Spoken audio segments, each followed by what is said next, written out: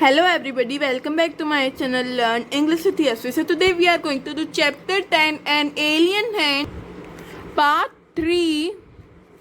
That is the last part of this chapter and this is the last chapter of An Alien Hand textbook. This chapter is from the supplementary written in English for class 7 that is An Alien Hand. तो आज हम An Alien Hand book का ही chapter An Alien Hand करने वाले हैं. So here, if you haven't watched part 1 and part 2 yet, do watch them. Now starting with the part 3 important points. So let's start. Tillu accompanies his father to the control room. जो टिल्लू है ना वो अपने father को accompany करता है यानी कि उनके साथ जाता है कंट्रोल रूम में. In his excitement he pressed the all important red button on the panel and the mechanical hand from the alien spacecraft stopped working. इतनी एक्साइटमेंट ने उसने ना सब रेड बटन दबा दिए जो पैनल पे थे. इसकी वजह से जो मैकेनिकल हैंड था ना एलियन स्पेसक्राफ्ट का वो बंद हो गया. So the mechanical hand is activated again but it find no sign on life on that planet. फिर मैकेनिकल हैंड एक्टिवेट किया गया फिर से बट उनको कोई साइन नहीं मिली लाइफ की वो प्लेनेट पे. So this was a short you can say summary that we can just learn in the part 3.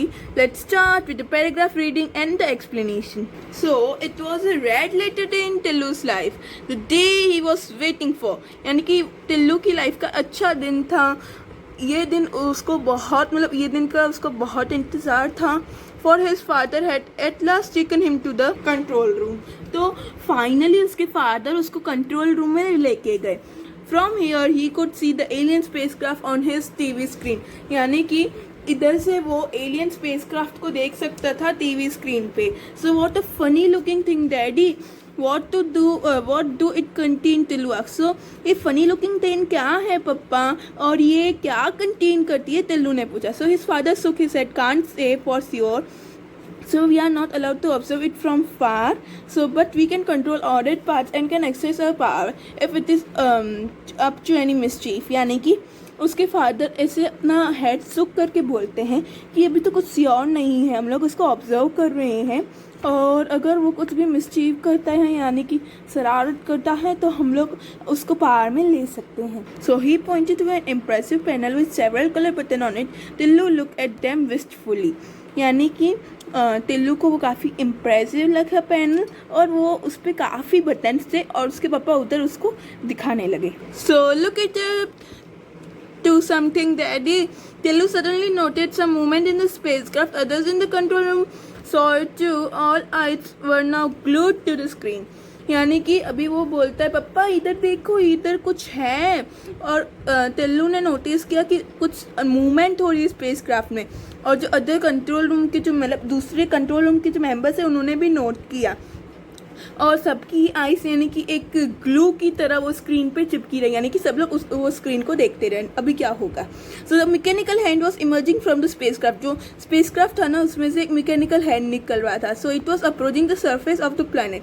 तो वो अप्रोच कर रहा था प्लैनेट की सरफेस पे. It bent and touch the soil. उसने टच किया सॉइल को.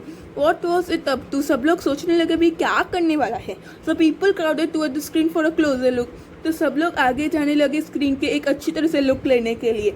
So the telescopic lens of the TV camera zoomed into the tip of the mechanical hand. तो फिर उन्होंने जूम करके देखा कि क्या करना चाहते हैं ये mechanical hand. So Tillu was staring the control panel and its attractive button. यानी कि जो टिल्लू था ना वो कंट्रोल पैनल के जो अट्रैक्टिव इतने उसको खुश करने वाले और उसके पास वो खींचे जा रहे थे बटन के पास. सो N irresistible desire got hold to him to press the most prominent of all button, the red one. यानी कि उसको रेड बटन बहुत अच्छा लगा तो उसको बहुत मन हो रहा था दबाने का. सो ही moved. So there was a shrill whistle and Tillu found himself the center of attention. और सब लोग टिल्लू को देखने लगे. सब center of attention बन गया टिल्लू सबके सामने. So his father pulled him rough and restored the rest button to the neutral position. यानी कि उसने दबा दिया था ना तो उसके फादर ने फिर उसको खींचा और फिर उसको साइड में खड़ा किया और उसको जो राइट बटन था ना उसको न्यूट्रल पोजीशन पहले वाली पोजीशन में हो गया था. But the damage was done. Damage हो चुका था. So mechanical hand from spacecraft ceased to work. मतलब बंद हो गया. And at the press conference held by the NASA, a scientist was briefing the press. So everything has been going on smoothly with the Viking mission. So there's a small hitch. The mechanical hand was to dig on the molten soil for the investigation was developed and malfunctioning. We don't know the cause of the technicians and confidently they sought it.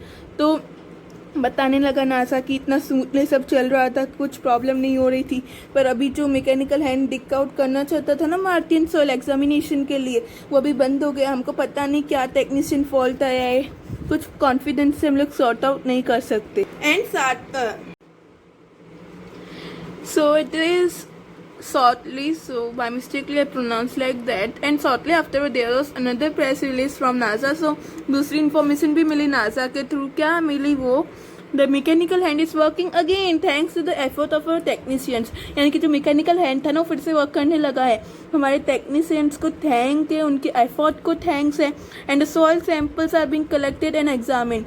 यानी कि जो soil samples है ना उनको अभी बस collect करके examine करने वाले. So soon we will know the answer to the question whether the life is there on the Mars. तो जल्दी ही हमको आंसर मिल जाएगा कि लाइफ है मार्स पे कि नहीं. So life on Mars of all the planet in our solar system, Mars is the nearest location and physical condition to our earth. यानी कि लाइफ मार्स पे हो सकती है. अगर हो सकती है तो ये तो हमारे प्लैनेट सोलर सिस्टम में मार्स तो नियरेस्ट लोकेशन है, उसकी फिजिकल कंडीशन भी है अच्छी अर्थ के, और काफ़ी कुछ चीज़ें हैं. So the scientist behind the Viking mission were hopeful to find life on Mars. जो साइंटिस्ट है ना वाइकिंग मिशन पे, वो होप रख के बैठे थे कि शायद हमको लाइफ मिल जाए मार्स पे, but they were in for disappointment. पर उनको डिसअपॉइंटमेंट मिली क्योंकि the Viking mission found no science of life on Mars. यानी कि जो वाइकिंग मिशन था ना उनको कोई भी साइन नहीं मिली लाइफ की मार्स पे. एंड ये स्टोरी दी गई है जयंत नार्लिकर के द्वारा. So before I end this video, I need to just say that just go on with this comprehension check for the part 3 so that you can just get to know the answers to the thing that can be asked in your exam. So go on with it. And another more important thing is that you need to also go with this exercise questions, because this exercise question contain all the parts, right? So from first second third तीनों part में से आपके part के questions रहते हैं, right? यानी कि मतलब एक्सरसाइज के क्वेश्चंस रहते हैं. So do with the exercise comprehension check, go with part 2, part 1 thoroughly. If you have any doubt in this chapter, do ask me in the comment section.